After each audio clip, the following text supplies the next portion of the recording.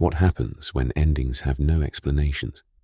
When questions linger, hearts ache, and the mind keeps replaying the past, and you must move forward without answers, without understanding, without closure.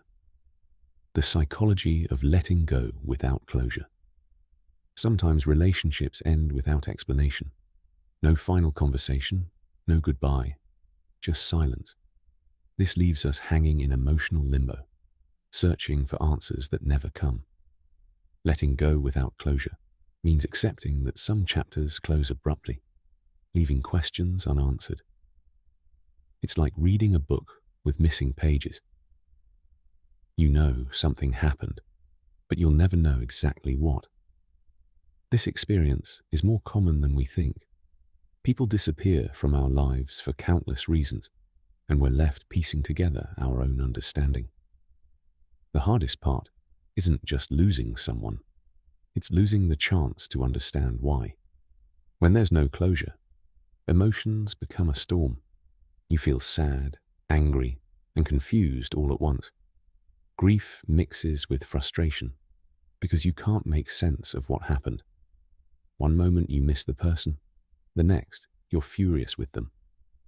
This emotional chaos is exhausting.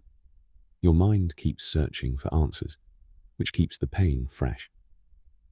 Unlike normal grief that eventually settles, this confusion can linger for months or even years. You might feel stuck, unable to fully process your feelings because there's no clear ending to process. These swirling emotions are normal reactions to an abnormal situation. Our brains are wired to seek completion. We need beginnings, middles, and endings to make sense of our experiences. Closure gives us a mental full stop that allows us to file away memories and move forward. Without it, our minds stay in problem-solving mode, constantly trying to finish the unfinished story. This is called the Zeigarnik effect. Our tendency to remember incomplete tasks better than completed ones. Your brain treats the ended relationship as an unsolved puzzle, bringing it up repeatedly. This craving for finality isn't weakness. It's how human psychology works. Understanding this helps you be kinder to yourself. How we attach to someone determines how hard letting go becomes. If you had a secure, healthy bond, you'll grieve, but eventually heal. If the attachment was anxious or dependent, the lack of closure hits harder. People with anxious attachment often blame themselves, wondering what they did wrong.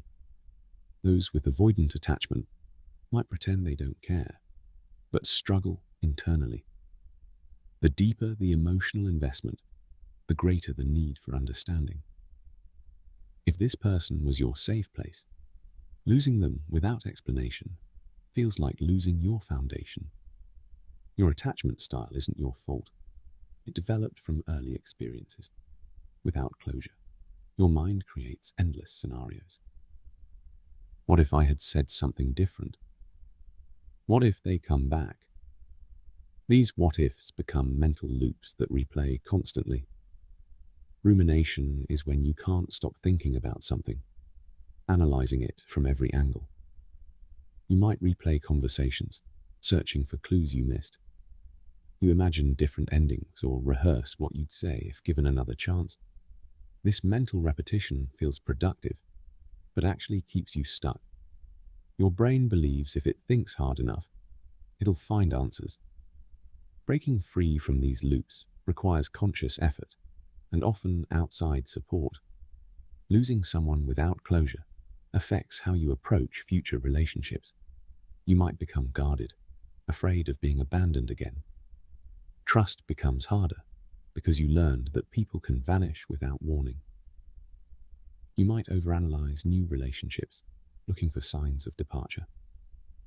Some people go the opposite direction, clinging too tightly out of fear. Your boundaries might weaken, accepting less than you deserve, or become too rigid, pushing people away. This experience teaches you that endings aren't always in your control, which can feel scary.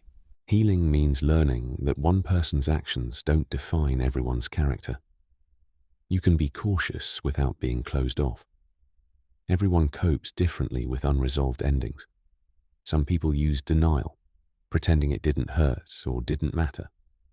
Others suppress their feelings, burying them deep rather than facing the pain. Some throw themselves into work, hobbies, or new relationships to avoid the emptiness. Acceptance is the healthiest path, but also the hardest. It means acknowledging the pain without having all the answers. It means sitting with discomfort rather than running from it. Healthy coping involves feeling your emotions, talking about them, and gradually releasing them. Unhealthy coping only delays the inevitable healing. Notice which mechanisms you're using without judging yourself too harshly. Forgiveness doesn't mean what happened was okay. It means releasing the anger that's hurting you more than anyone else. First, forgive yourself for caring, for not seeing signs for whatever you think you did wrong. Self-blame keeps you trapped. Then, consider forgiving the other person, not for them, but for your peace. You don't need to excuse their behavior or reconnect. Forgiveness is simply choosing to stop carrying the weight of resentment. It's saying, I release you from owing me an explanation. Oh, this is incredibly freeing. You might not forget, but forgiveness lets you remember without pain controlling you. Every painful experience carries potential lessons. Without closure, you can still find meaning in what happened. Maybe you learned your worth isn't dependent on others' actions. Perhaps you discovered inner strength you didn't know you had. You might develop deeper empathy for others experiencing similar pain. Growth doesn't erase the hurt, but it gives it purpose. You can choose to let this experience make you bitter or better. Write your own ending to this story, one where you emerge wiser, stronger, and more self-aware.